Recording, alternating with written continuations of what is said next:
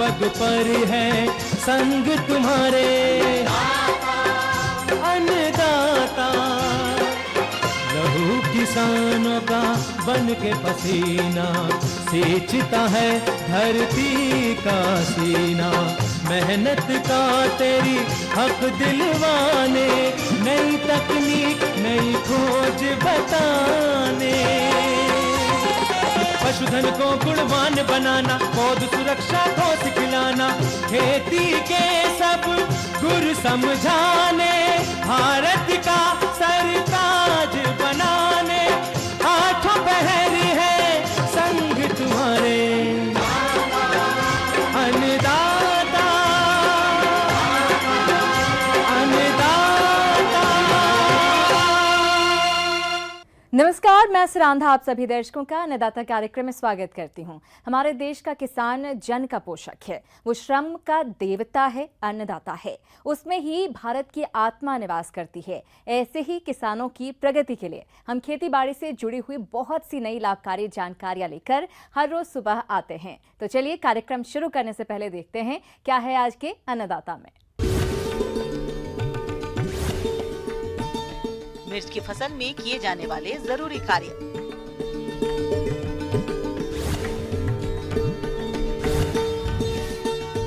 राजमा की करे उन्नत तकनीक से खेती।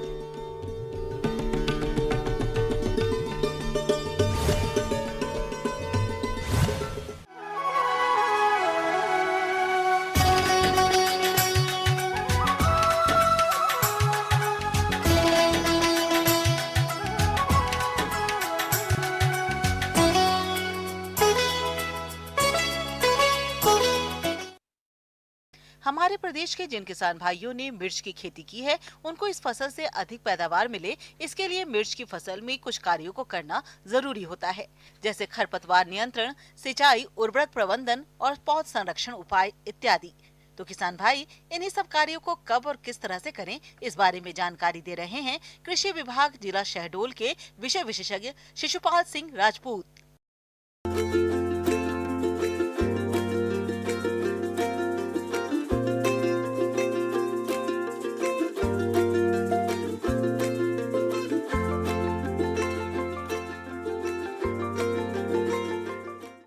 मिर्ची की फसल आपकी अभी देखने को आ रहा है कि कहीं 30 दिन की, कहीं 35 दिन की, कहीं 20 दिन की, इस प्रकार से है। मतलब कहीं पे बढ़वार की अवस्था में है, कहीं कुछ बड़ी हुई है तो कहीं फूल आ रहे हैं, कहीं पे देखने को मिलता है कि हल्की हल्की उसमें मिर्ची आने लगी हैं। तो इन समय अपने को बहुत ही आवश्यक रहता है कि अपने को कुछ सावधानियां बरतनी पड़ेंगी, जिससे कि अपनी मिर्ची की फसल को अच्छे से अपन उत्पादन प्राप्त कर सकें। तो सबसे महत्वपूर्ण रहता है इसमें सिंचाई।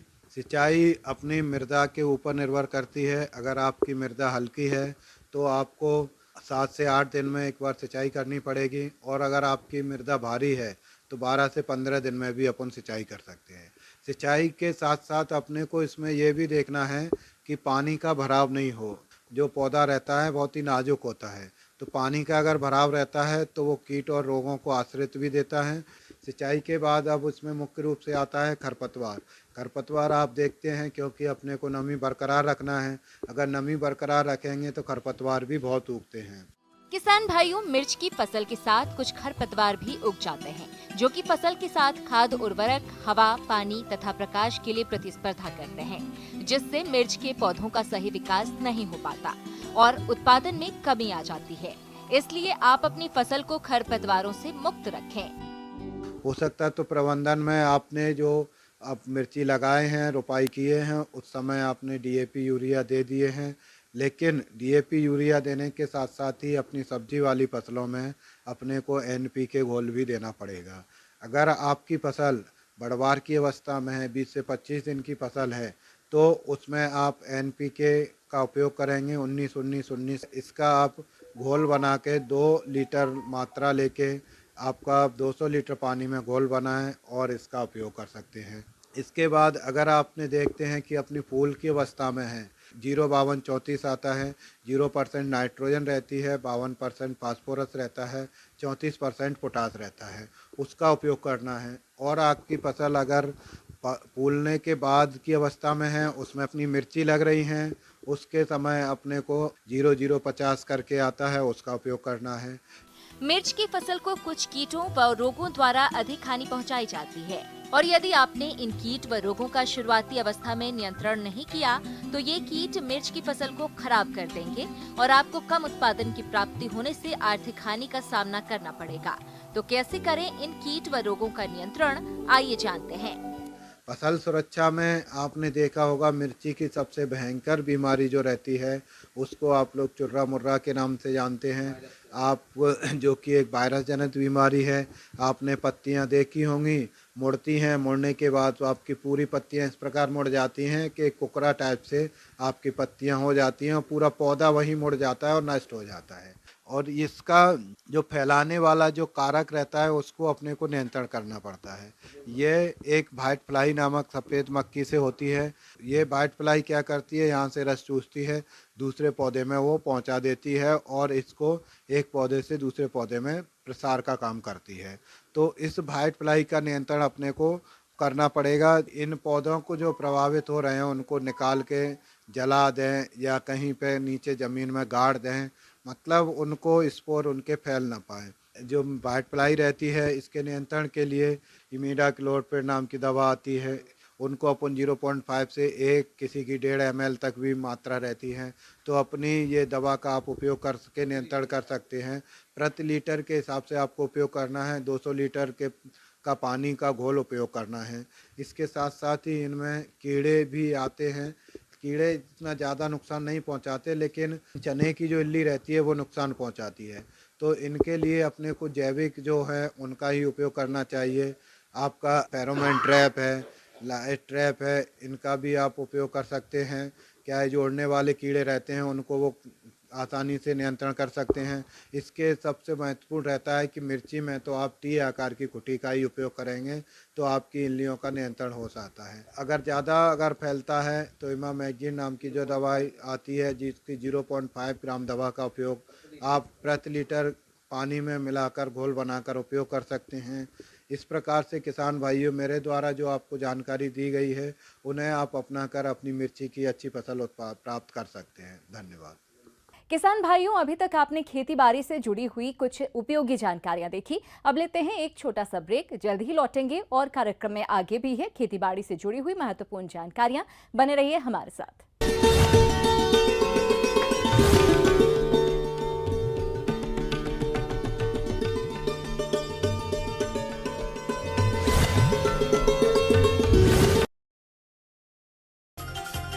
शिवराज सिंह चौहान विदिशा दौरे पर मेडिकल कॉलेज का निरीक्षण और कई निजी कार्यक्रमों में शिरकत। अपने फार्म हाउस में दिवाली पर लक्ष्मी पूजा का कार्यक्रम। एमपी में आंदोलन करना पड़ेगा भारी, कानून के दायरे में आएंगे प्रदर्शनकारी और आंदोलनकारी। यूपी और हरियाणा की तर्ज पर नया लॉ बनाने की तैयारी। प्रदेश के गृह मंत्री नरोत्तम मिश्रा का बयान, बख्शे नहीं जाएंगे पत्थरबाज और निजी संपत्ति को नुकसान पहुंचाने वाले। निजी संपत्ति के नुकसान के मामले के लिए बनेगा एक ट्रिब्यूनल, 1 माह में मामलों का होगा निराकरण। खंडवा लोकसभा उपचुनाव में नतीजे की घोषणा के बाद कलेक्टर ने बांटे प्रमाण पत्र। बीजेपी कार्यकर्ताओं में दिखा जबरदस्त उत्साह, जमकर की आतिशबाजी। गुना में बरखेड़ा गांव के पास तेज रफ्तार कार पलटी, हादसे में 3 लोगों की मौत। कार में थे 6 लोग सवार, 3 गंभीर रूप से घायल। नेशनल हाईवे 46 पर हुआ हादसा। कार शाजापुर से जा रही थी।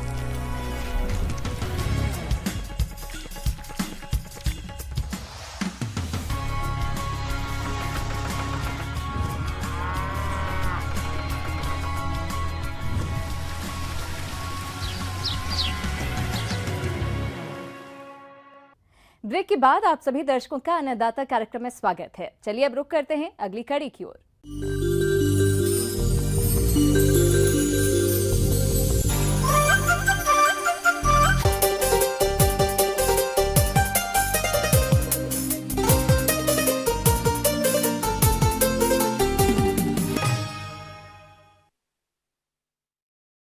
राजमा को पोषण का राजा कहते हैं क्योंकि राजमा में कई पोषक तत्व मौजूद होते हैं। यह राजमा आपके खाने के स्वाद को बढ़ाने के साथ ही आपकी आर्थिक स्थिति भी ठीक कर सकता है। जी हाँ, अगर किसान भाई नई तकनीकों का इस्तेमाल करते हुए राजमा की खेती करें तो उन्हें काफी फायदा हो सकता है। तो कैसे करें राजमा की उन्नत खेती जिससे अधिक पैदावार मिल सके, इसके लिए देखिए ये खास रिपोर्ट।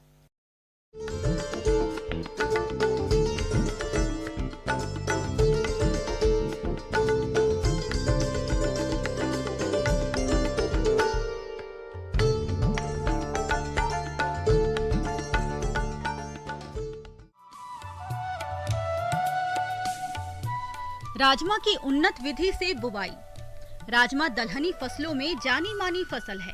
इसका उपयोग खाने पीने के साथ कई उत्पाद बनाने में किया जाता है। राजमा में प्रोटीन की अच्छी मात्रा 21 से 24% होने के कारण इसके दानों को तलकर दाल में तथा हरी फलियों को सब्जी के रूप में खाया जाता है। राजमा पौष्टिक गुणों से भरपूर है। राजमा खरीफ और रबी की फसल मानी जाती है। राजमा एक दलहनी फसलों में आता है। राजमा का पौधा झाड़ीनुमा होता है, जिसके एक पौधे में 10 से लेकर 20 से 25 फलियां लगती है। जलवायु और भूमि। राजमा को शीत एवं समशीतोष्ण दोनों तरह की जलवायु में उगाया जा सकता है। राजमा की अच्छी बढ़वार हेतु 11 से 27 डिग्री सेंटीग्रेड तापमान अच्छा माना जाता है। राजमा हल्की दोमट मिट्टी, काली से लेकर भारी चिकनी मिट्टी तक में उगाया जा सकता है। राजमा की उन्नत किस्में। आज के समय में राजमा की कई उन्नत किस्में विकसित हो चुकी हैं, जिनका चयन करके किसान खेती कर सकते हैं, जो इस प्रकार से है।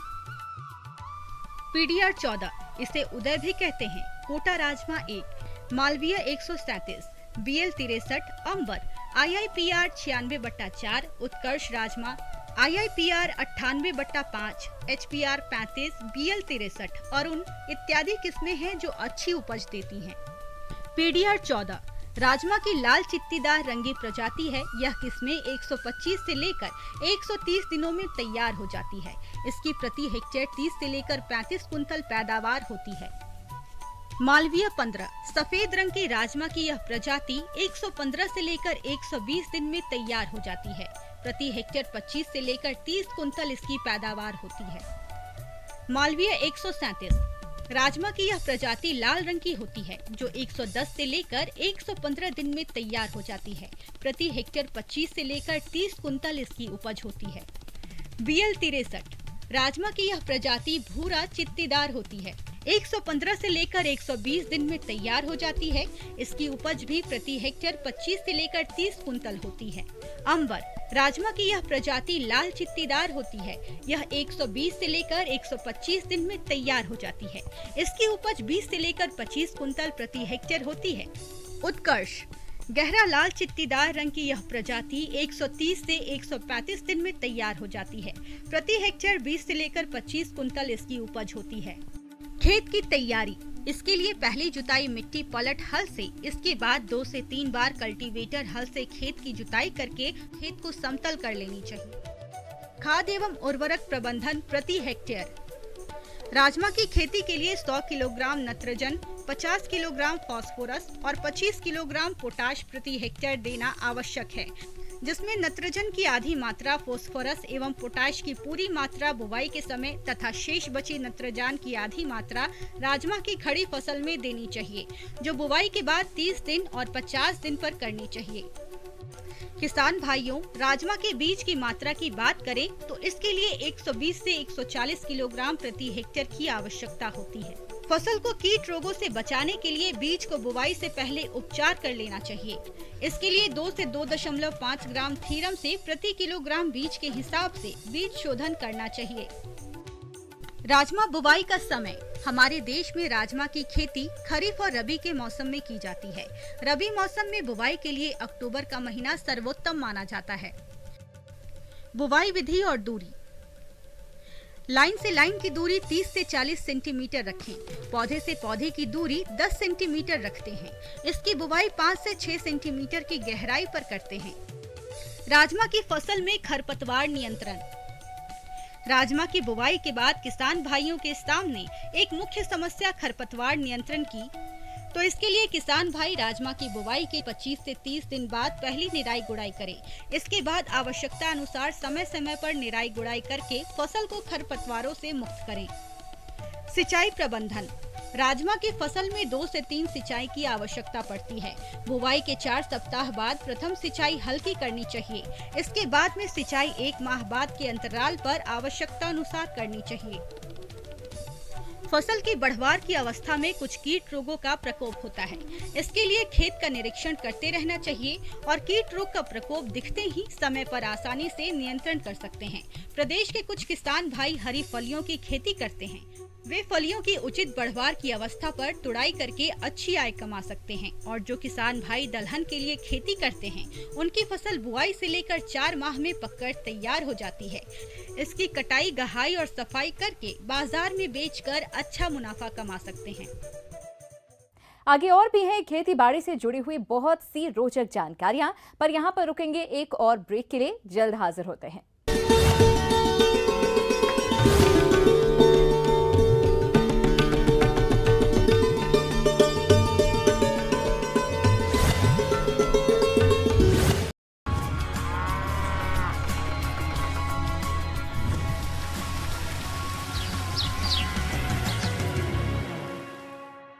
ब्रेक के बाद एक बार फिर आप सभी का अन्नदाता में स्वागत है। बढ़ते हैं अगली प्रस्तुति की ओर।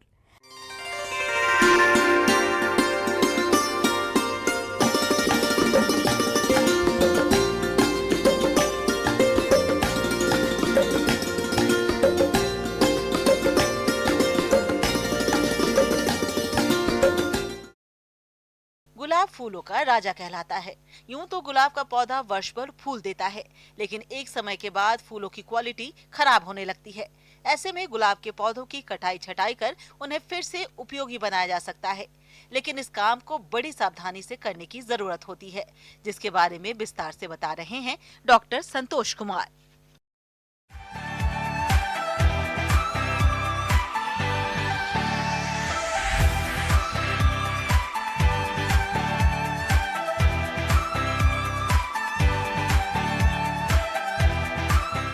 किसान भाइयों, इस समय सबसे जो अच्छा समय चल रहा है गुलाब की कटाई छटाई का है। इसको हम लोग विंटरिंग भी कहते हैं और ये अक्टूबर का माह इसके लिए सबसे अच्छा समय होता है, क्योंकि इस समय गुलाब जो है सबसे सुसुप्त अवस्था से निकल के प्रोडक्शन, जो उत्पादन की प्रक्रिया है वो प्रारंभ करता है। इसीलिए इस समय इसकी कटाई छटाई करना और इसमें खाद तथा उर्वरक देने का ये सबसे अच्छा समय होता है। गुलाब एक सदाबहार पौधा है। यदि काट छांट नहीं किया जाए तो वर्ष भर फूल देता रहेगा, लेकिन फूलों की गुणवत्ता काफी खराब हो जाएगी। इसलिए पौधों की कटाई छटाई करना बेहद जरूरी है। तो कैसे करें इस कार्य को, आइए जानते हैं। और इसके लिए हम लोग ये करते हैं कि जैसे पहले पौधों को सेलेक्ट कर लेंगे, खास तौर से ये देखेंगे उसमें जो सूखी शाखाएं हैं उनको अलग कर देंगे और जो शाखाएं एक दूसरे के ऊपर चढ़ी हुई हैं उनको काट कर अलग कर देते हैं। उसके बाद फिर पौधे की छटाई की जाती है। पौधे की छटाई इस प्रकार करते हैं कि चारों दिशाओं में शाखाएं रहें और उसका जो बीच वाला जो हिस्सा, जिसको सेंटर बोलते हैं, वो खुला हुआ रहे। इससे फायदा ये होता है किसान भाइयों कि गुलाब को पूरे टाइम धूप मिलती रहेगी और हवा का आदान प्रदान अच्छा होगा, तो इससे हमारे पौधों में अच्छा उत्पादन प्राप्त होगा। खास तौर से ये जो हमारे कट फ्लावर, जो कटे हुए फूलों के लिए गुलाब प्रयोग करते हैं, उसमें ये करना बहुत आवश्यक है, क्योंकि इसके बिना आपको अच्छी गुणवत्ता के फूल नहीं मिल पाएंगे। अक्टूबर के माह में प्रारंभ करते हैं ये। इसमें भी 3 तरह की कटाई होती है। अगर आपको जल्दी फूल लेने हैं तो बहुत हल्की कटाई छटाई करेंगे, इसको कहते हैं कि साधारण या नॉर्मल कटाई छटाई। उसके बाद मध्यम, इसमें थोड़ा सा जमीन से करीब 9 से 10 इंच छोड़ के शाखाओं को उस समय पौधों की कटाई छटाई करते हैं। और दूसरी होती है जो हार्ड, बहुत ज्यादा, जिसमें कहते हैं अगर ज्यादा पुराने पौधे हैं तो उसमें हार्ड वाली जो सबसे ज्यादा कट करते हैं कि जमीन से मुश्किल से 6 इंच छोड़ते हुए शाखाओं की काट छाट की जाती है। इससे फायदा ये होता है कि जो हम हार्ड जो करते हैं वो पुराने पौधों में इसलिए करते हैं कि जिससे हमारी नई शाखाएं आएंगी और नई शाखाएं आकर उस पर अच्छी गुणवत्ता के फूल आपको प्राप्त हो सकेंगे। अक्टूबर के महीने में ये करेंगे। करने के तुरंत बाद ये मैं बताना जरूरी समझता हूँ किसान भाइयों को, अगर इसमें जो कटा हुआ हिस्सा है उसको एक तो तिरछा काटेंगे, ऊपर से ढलान देते हुए काटेंगे उसको, कभी भी सीधा नहीं काटना। इसका फायदा ये होता है कि अगर बाई चांस इस बीच बारिश हो गई या ओस पड़ रही है तो उस पर पानी नहीं रुकेगा, वो सीधे नीचे चला जाएगा। दूसरा इससे ये है कि काटने के तुरंत बाद डाइथेनियम 45 या चौबटिया पेस्ट कटे हुए हिस्से पे अवश्य लगाएं। अगर ऐसा नहीं करेंगे किसान भाई तो वहीं से बीमारी शुरू हो जाएगी, उसको कहते हैं डाई बैक। पौधा वहीं से सूखना शुरू हो जाएगा और काला पड़ के पूरा पौधा सूख के मर जाएगा। इसलिए काटने के तुरंत बाद जो भी रासायनिक उपलब्ध हो छिड़काव करें या पौधे को अच्छी तरह से उसमें नहला दें। उसके बाद हम जमीन में फिर खोदना शुरू करते हैं। पौधे से कम 9 इंच से लेकर 1 फीट की दूरी तक चारों तरफ गोलाई में कम से कम 9 से 10 इंच गहरा गड्ढा खोद देते हैं। और इसमें ये देखते हैं मुख्य रूप से कि जो हमारा मुख्य जड़ है पौधे की, उसको कोई नुकसान न पहुंचे। साइड में जो जड़ें निकल रही हैं वो देखेंगे छोटे छोटे धागे जैसे निकलते हैं, काले जैसे, उनको निकाल के बाहर कर दें। और लगभग 1 फीट की गोलाई में गड्ढा खोदते हुए, और ये गड्ढा कम से 1 फीट तक जा सकता है, आपको खोद के उसको छोड़ देते हैं। 1 सप्ताह तक इसी तरह खुला पड़ा रहता है गड्ढा, जिससे इसमें यह कि जड़ों को भी अच्छी धूप मिल जाती है और आपके पौधे को भी अच्छा एक्सपोजर मिल जाता है। 1 सप्ताह बाद इसमें फिर गोबर की सड़ी हुई खाद और NPK 100 ग्राम, ये NPK नाइट्रोजन फास्फोरस पोटास का मिक्सचर उसमें मिला देंगे अच्छी तरह से। पूरे मिक्सचर को मिलाकर अच्छी तरह से जो गड्ढा आपने खोद रखा है उसमें भर देंगे। भरने के बाद उसको अच्छी तरह से पैर से दबा देंगे और उसकी सिंचाई कर देंगे। अगले दिन किसान भाई देखेंगे कि जो गड्ढा हमने भरा था उसमें नीचे बैठ गया है खाद या मिट्टी नीचे बैठ गई है, तो जो जितना नीचे बैठा है उसको पूरा कर देंगे दोबारा उसी मिक्सचर से, उसको दोबारा पूरा करके और उसको पुनः उसमें सिंचाई कर देंगे। इस प्रकार ये प्रक्रिया करने से ये पूरे वर्ष भर के लिए आपको उसके लिए पौधे के लिए आपने भोजन दे दिया है। पॉली हाउस के अंदर भी कटे फूलों के लिए गुलाब लगाते हैं, उसमें ये काट छांट नहीं की जाती है, न गड्ढा खोदा जाता है। उसमें जो टहनियां होती हैं, जब आपको फूलों की कम से कम आवश्यकता हो उस समय टहनियों को मोड़ दिया जाता है वहीं पे। उससे ये होगा फायदा आपको, जब टहनियों को आप मोड़ देंगे तो पौधे में फोटोसिंथेसिस होती रहेगी, पौधे को भोजन मिलता रहेगा और साइड से जहां से आपने मोड़ी उसके नीचे से नई शाखाएं आती रहेंगी। तो जैसे ही नई शाखाएं बड़ी होंगी तो जो मोड़ रखा था उस हिस्से को काट के अलग कर देते हैं और नई शाखाएं उसमें आ जाती हैं। और उसमें हमेशा जो पॉली हाउस के अंदर आपने गुलाब लगा रखा है, हमेशा या तो टपक विधि से या अलग से खाद पूरे वर्ष भर मिलाते रहते हैं, जिससे अच्छी गुणवत्ता का फूल उसमें आपको वर्ष भर मिलता रहता है।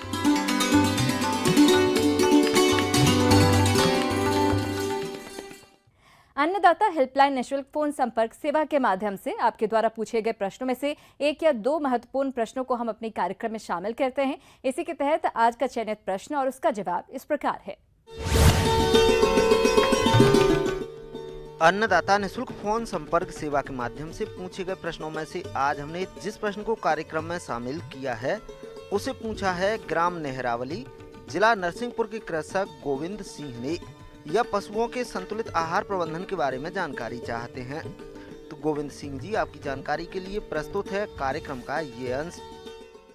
जो हमारे पशु हैं उनसे साल भर अधिक उत्पादन कैसे लिया जा सके, जिसमें मुख्य रूप से किसान भाइयों ये है कि जो हमारा दुधारू पशु है उसको साल भर हरा चारा उपलब्ध होना चाहिए।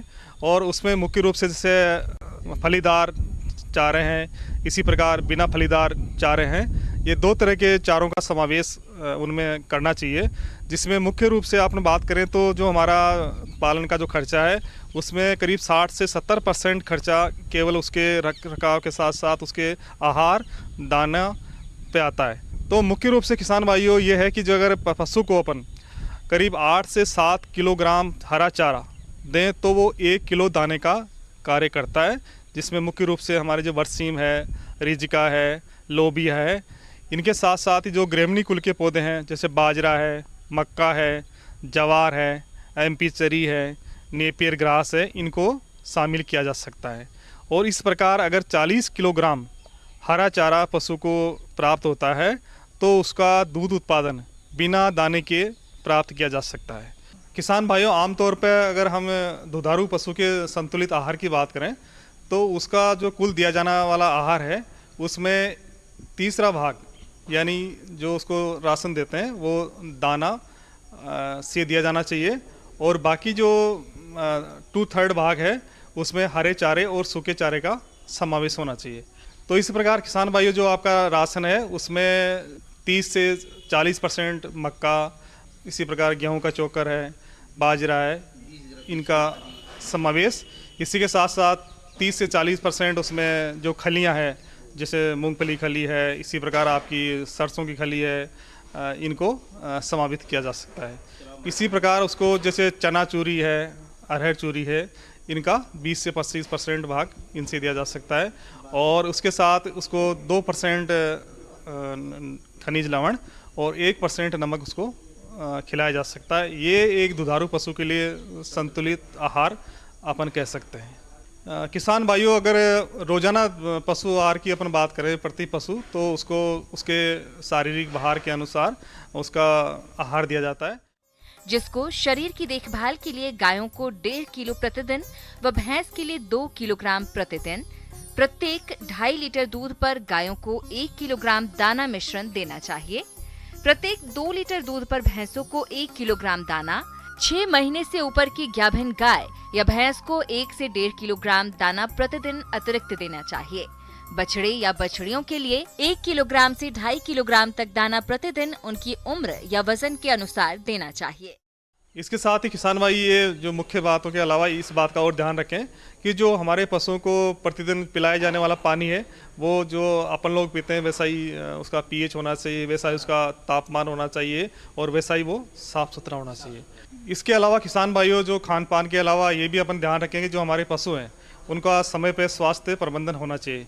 इसी के साथ साथ उनका नियमित रूप से जो उनका अंतः एवं बाह्य परजीवी है उनकी रोकथाम के लिए उपाय करें। बछड़े हैं उनको भी करीब 10 से 15 दिन का होते होते एक बार उसको पेट के कीड़ों की दवाई पिलाएं। इसी के साथ जो हमारे बड़े दुधारू पशु हैं उनको भी साल में 3 बार कृमिनाशक दवाएं देनी चाहिए।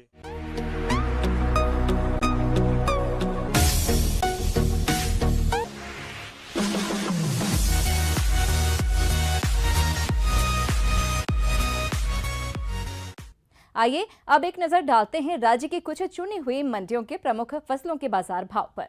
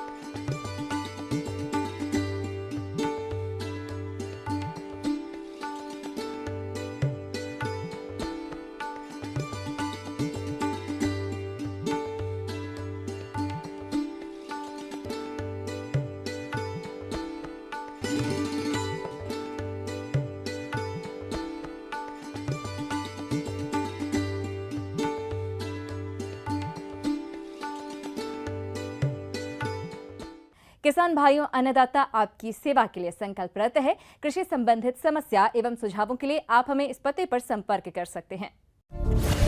प्रोड्यूसर अन्नदाता, news 18 Madhya Pradesh Chhattisgarh, Ramoji film city Hyderabad 501512। साथ ही आप हमें ईमेल भी कर सकते हैं।